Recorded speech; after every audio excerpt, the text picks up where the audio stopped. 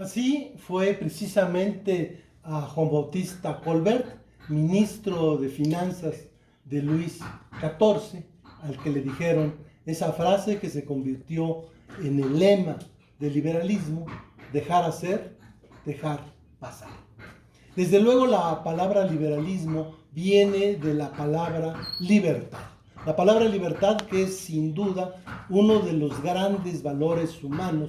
Hay que recordar, cuando estuvimos conmigo, los que estuvieron el trimestre pasado, que incluso veíamos que la alegoría de la marcada en el Génesis, de por qué pues Dios deja un árbol y permite que el hombre tome un fruto y simplemente él podría haber no dejado, es porque precisamente uno de los grandes dones al hombre es su libertad. Dice el Quijote, claro, en la voz de Sancho Panza, hablando de los más grandes dones, dice precisamente: la libertad es uno de los más preciosos dones que a los hombres dieron los cielos. Con ella no pueden igualarse los tesoros que encierran la tierra y el mar. Por la libertad, así como por la honra, se puede y se debe aventurar la vida.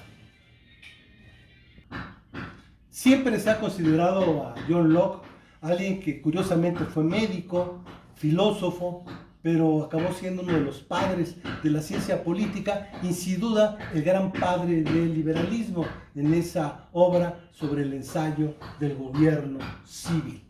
Bueno, ¿cuáles son las características generales del liberalismo?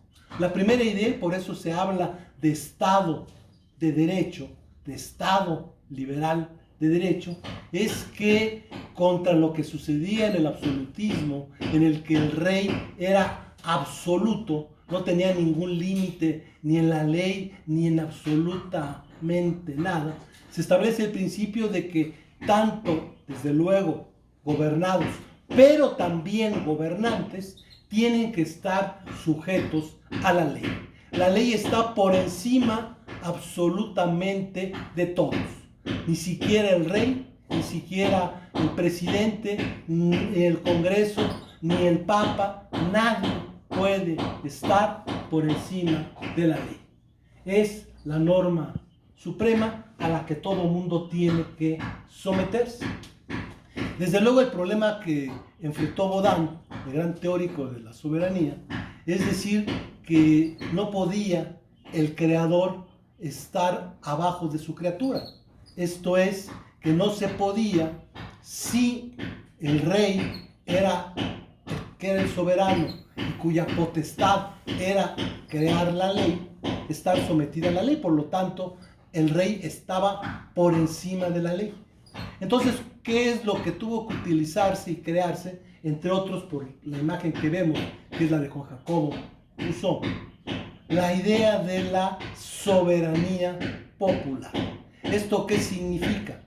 Que no es el rey el soberano, sino es el pueblo, y el pueblo es un concepto. ¿Esto qué significa? Que la soberanía no está sino en todos. Esto significa en nadie. Esto es, al ser la soberanía popular en manos del pueblo, no hay alguien que pueda estar por encima de la ley. Y algo muy importante, de ahí surge la teoría de la representación. El pueblo no puede directamente ejercer la soberanía. Entonces, el gobierno es una representación del pueblo. Todos los poderes que dimanan del pueblo vienen por él, incluso los que no necesariamente son electos. Sin embargo, este concepto de representación, de que los gobernantes son representantes de la nación, de que los diputados son representantes de la nación, que el rey es representante de la nación, etc., pues lleva a la idea que quien mejor puede decidir quién es su representante es el propio pueblo. Por lo tanto, el gran paradigma político del liberalismo es el concepto de la democracia. Un sistema político del pueblo, por el pueblo, para el pueblo, en el cual la soberanía del pueblo se va a manifestar en este derecho que va a tener el pueblo a elegir, y algo muy importante, controlar a sus gobernantes. Pero aún así podía presentarse el abuso del poder, una vez ya electo o una vez designado por el motivo que sea el gobernante. Entonces, una manera muy inteligente de evitar el absolutismo, el exceso de poder, es establecer un sistema de pesos y contrapesos. El gran creador de esta idea, de esta teoría de la división de poderes, fue curiosamente un noble, el barón de Montesquieu, en la que señaló que existen tres poderes: el legislativo, el ejecutivo y el judicial. Es importante el orden que establece, porque de alguna manera ese orden no es casual. El que está por encima de todos debe ser el poder legislativo, porque es el que crea la ley, y tanto el poder ejecutivo como el jurisdiccional están sometidos a esa ley emanada del legislativo. Por eso todavía cuando estaba ante un congreso dice: comparezco ante esta soberanía. Y para evitar este abuso de poder se establece un sistema de pesos y contrapesos, por medio del cual, por ejemplo, el poder judicial, pensemos a través de una controversia constitucional, un amparo, etc., puede limitar los excesos de los otros poderes, el legislativo los excesos del ejecutivo o del judicial, y así, de esta manera, evitar que se concentre el poder y sobre todo que esto dañe al individuo. Y se establece además un escudo, una defensa al individuo. Aquí estamos hablando, y vamos a ver en lo que sigue, que la idea fundamental del liberalismo es el individualismo. Por eso el liberalismo crea las llamadas garantías individuales. Actualmente ya el concepto se ha ampliado y se habla de derechos humanos, pero inicialmente en el liberalismo eran garantías del individuo. Esto es, derecho que todo ser humano, por el simple hecho de serlo, los tenía, que no eran otorgados por el Estado, sino únicamente reconocidos por el Estado. Esto es, no eran una graciosa concesión del gobierno, sino era obligatorio para el gobierno reconocer que todo ser humano, independientemente de su religión, raza, condición civil, etcétera, etcétera, tiene derecho a ese escudo protector que son sus garantías. Esas garantías son de igualdad, esto es, igualdad jurídica, no es una igualdad absoluta, no hay igualdad económica, es simple y sencillamente igualdad ante la ley. Claro, hay desigualdades, el ser humano nunca puede ser totalmente igual. Desde la época de Aristóteles se habla de que no se puede tratar igual a los desiguales, y que si se hace, esto es una gran injusticia. Desde luego, lo que da el nombre a esta corriente es la libertad. Libertad que implicaba libertades importantes como las de comunicación, de expresión, de tránsito, de manifestación, etcétera, etcétera. Pero fundamentalmente aquí van a aparecer las libertades de comercio, la libertad de dedicarse a la industria, profesión, comercio que se quiera, siendo lícito. Después tendríamos las garantías de seguridad jurídica, seguridad personal, seguridad de toda índole. Alguien tiene derecho a que se le proteja, en primer lugar, su vida, desde luego su integridad física, sus libertades, que haya debido proceso. O sea, todo esto implica no solamente la seguridad en cuanto a el Estado policía, el Estado que cuida, el Estado que nos protege, sino también el que sí estamos sujetos a un proceso de cualquier índole, se tienen que seguir las normas esenciales que regulan, que limitan ese procedimiento para evitar los excesos del poder. Y desde luego aparece un concepto fundamental que si bien es creado por el derecho romano, se había perdido, limitado en la época feudal, pero aquí, a partir del código, sobre todo napoleónico, vuelve a adquirir una gran importancia, que es el concepto de la propiedad, el derecho de usar, disfrutar y disponer de un bien de la manera más absoluta que dispongan las leyes.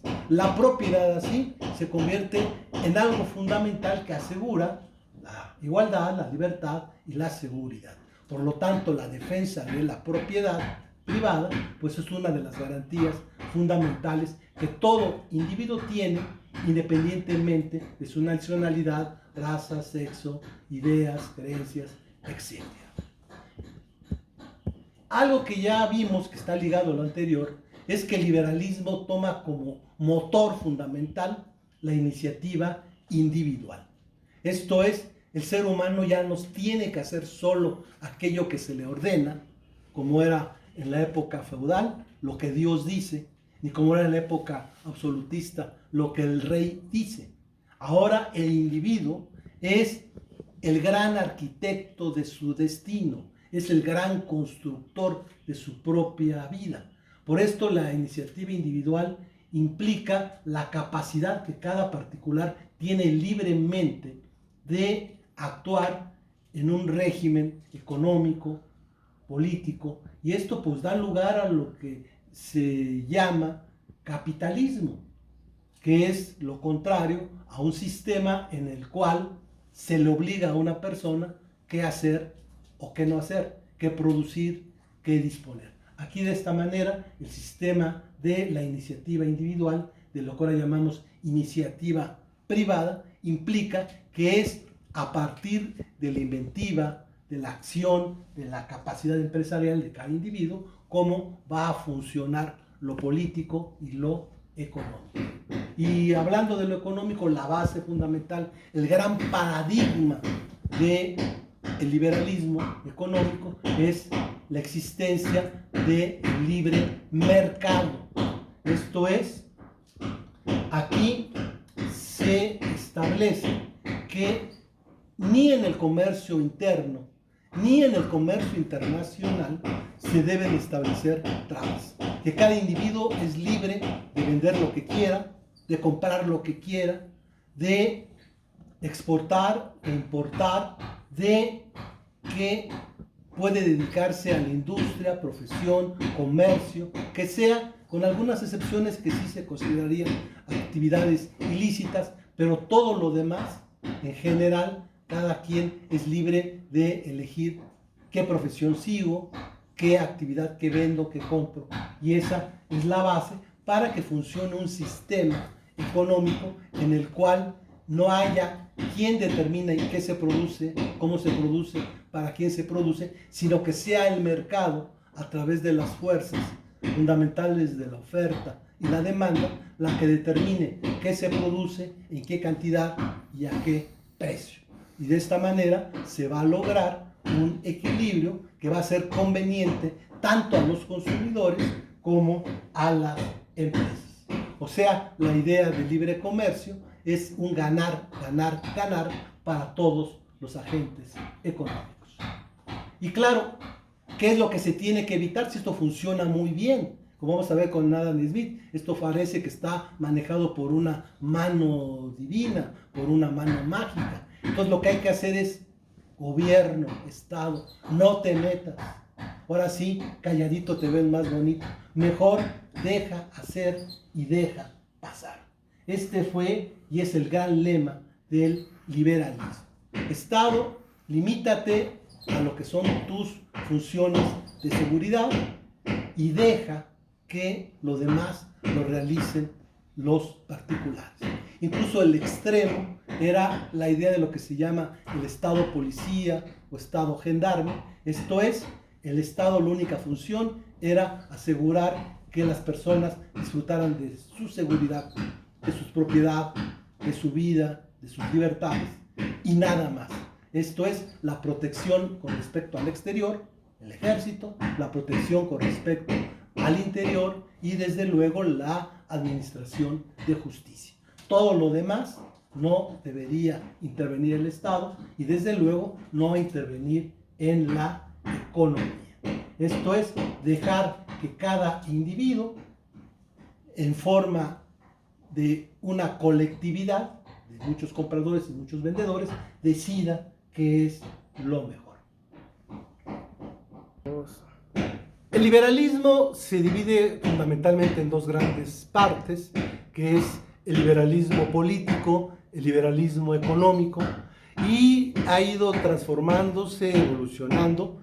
Incluso hay quienes ahora hablan de un neoliberalismo, al que le dan diferentes concepciones algunos autores y otros políticos que ni siquiera entienden mucho las cosas y utilizan las palabras sin saber qué significan. Pero la verdad es que el liberalismo sigue siendo una corriente de pensamiento, una doctrina que sigue siendo importante en nuestros días. Hasta ahorita no se ha encontrado un sistema económico más eficiente que el sistema de mercado. Los experimentos que hubo, por ejemplo, el de la Unión Soviética, mientras existió, fueron un fracaso y tuvieron que regresar al sistema de mercado. En lo político, la gran panacea del liberalismo es la democracia, que tiene muchas imperfecciones, pero lo mismo se ha dicho, la democracia es el peor de los sistemas, salvo todos los demás. Así, con esos dos paradigmas, en lo político la democracia y en lo económico la libertad de mercado, el liberalismo es una corriente que sigue siendo viva y que muchos siguen siendo sus partidarios. Hasta luego.